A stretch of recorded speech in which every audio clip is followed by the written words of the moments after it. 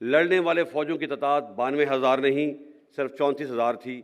बाकी लोग मुख्तलिफ गवर्नमेंट के डिपार्टमेंट बाजवा में साहब ने कहा कि ये फौजी शिकस्त नहीं थी, ये एक सियासी शिकस्त थी। बतौर एक सियासतदान फरवरी 2022 से फौज ने फैसला किया कि हम सियासत में मुदाखलत नहीं करेंगे। पहले तो सवाल ये पैदा हो जाता क्या फरवरी से पहले मुदाखलत हो रही थी या नहीं हो रही थी। तो हेलो गाइस, स्वागत है आपका अफेयर गॉसिप्स न्यूज़ में। तो दोस्तों, जैसा कि आपको पता ही होगा, पाकिस्तान के आर्मी चीफ बाजवा साहब ने एक स्टेटमेंट दी है। इन्होंने ये कहा है कि हमारे 1971 में 93,000 नहीं बल्कि 34,000 ही फौजियों ने सरेंडर किया था। आप भी ज़रा खुद सुनिए इनकी ही जुबानी। लड़ने वाले फ़ौजों की तादाद 92,000 नहीं, सिर्फ 34,000 थी। बाकी लोग मुख्तलिफ गवर्नमेंट के डिपार्टमेंट्स में थे और इन 34,000 लोगों का मुकाबला 2.5 lakh Indian army, 2 lakh trend मुक्ति बैनी। अगेंस्ट दीज हैवी ऑड्स हमारी फ़ौज बहुत बहादुरी से लड़ी और बेमिसाल कुर्बानियाँ पेश की, जिसका इतराफ़ खुद Indian army chief field marshal Manek Shah ने भी किया है। तो अब ये झूठ सुनने के बाद मुझसे रहा नहीं गया, तो मैंने सोचा क्यों ना इस पर ही एक वीडियो बना लें। तो ये है एक विकिपीडिया का आर्टिकल। इसमें लिखा है Pakistani serviceman where taken prisoner by the Indian army. अब काफी लोगों को नहीं पता होगा कि प्रिजनर क्या होता है। प्रिजनर्स वो फाइटर होते हैं जो वॉर के दौरान एनिमी हैंड में चले जाते हैं, मतलब कि जिन्हें पकड़ लिया जाता है या धर लिया जाता है, उन्हें प्रिजनर्स कहते हैं। और सिविलियंस कभी प्रिजनर नहीं हो सकते। आप चाहे तो गूगल करके भी देख सकते हो, वरना दुनिया की कोई भी किताब पढ़ लो, उसमें प्रिजनर्स का मतलब आपको पता लग जाएगा। आपको एक और प्रूफ देता हूँ, ये पाकिस्तान की रिलीज है शिमला एग्रीमेंट की। इसमें इन्होंने साफ साफ लिखा है 90,000 prisoners of war in India. तो ये रहा इनका पहला झूठ।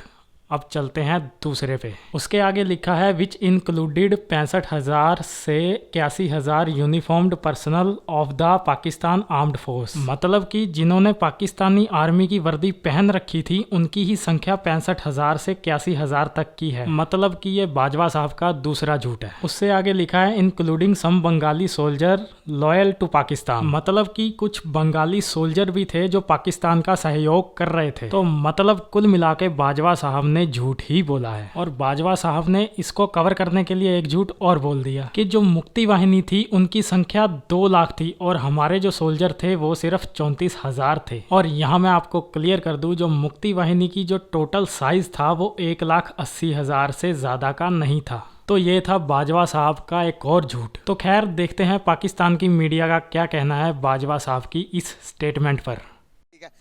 अभी हमारे आर्मी चीफ साहब रिटायर हो रहे थे। रिटायर होते होते उन्होंने एक इंकशाफ कर दिया।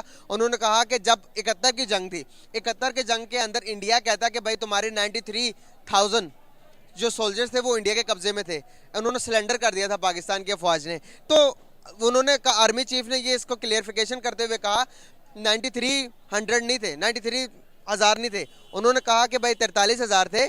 सर देखें, पहले तो मुझे पता ही अभी चला कि आर्मी चीफ रिटायर हो चुका है, पुराना नया आ गया।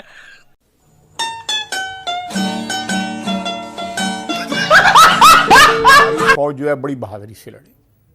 उस फौज में ज़्यादातर वो लोग थे जो बंगाली थे, वो तो डिज़र्ट कर चुके हुए थे।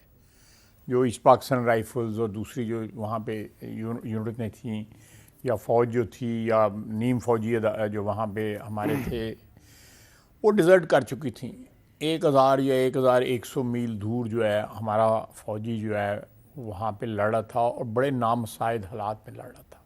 वो बड़ी बहादुरी के साथ। उन्होंने फरमाया कि फरवरी 2022 से फौज ने फैसला किया कि हम सियासत में मुदाखलत नहीं करेंगे। पहले तो सवाल ये पैदा हो जाता क्या फरवरी से पहले मुदाखलत हो रही? नहीं एग्री करेंगे, क्योंकि पहले की बात और थी। 71 में तो इन्होंने 2-3 दिन पहले हथियार डालने से पहले या सरेंडर करने से 2-3 दिन पहले डॉन न्यूज़पेपर में आ गया था कि बस जी अब तो जीतने वाले। मैं देखता रहता हूँ, लेकिन जो एक बात आरजू जी आपने कही ना कि पॉलिटिकल लीडरशिप पर सारी चीजें उन्होंने डाल दी।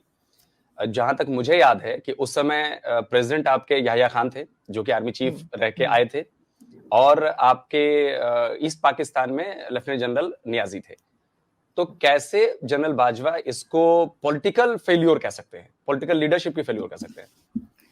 नहीं, बिल्कुल भी नहीं कह सकते मेरे ख्याल से तो, लेकिन उन्होंने ऐसा फिर भी कहा है और उनकी अपनी एक पॉइंट ऑफ व्यू होगा कि वो ऐसा क्यों कह रहे हैं। लेकिन मैं जैसे कह रही हूँ कि यहाँ पे जिन जिन लोगों से भी मेरी बात हुई है, तो जो जैसे दोस्त होते हैं या मीडिया के लोग हैं या कोई है, कोई भी इस बात पे एग्री नहीं है।